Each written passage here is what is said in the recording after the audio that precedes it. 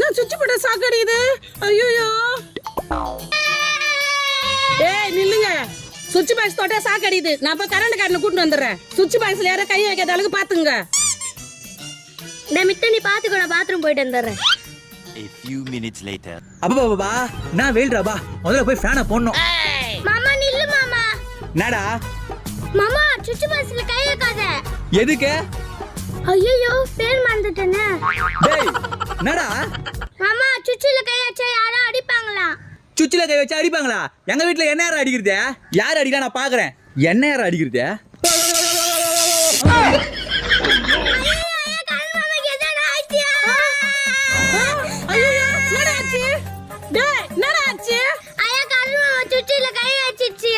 சுவிட்ச்ல கை வச்சா கரண்ட் அடிக்குன்னு சொல்ல வந்தடா. அப்ப நீ அடிக்கும்னு சொன்னது கரண்ட் தானா?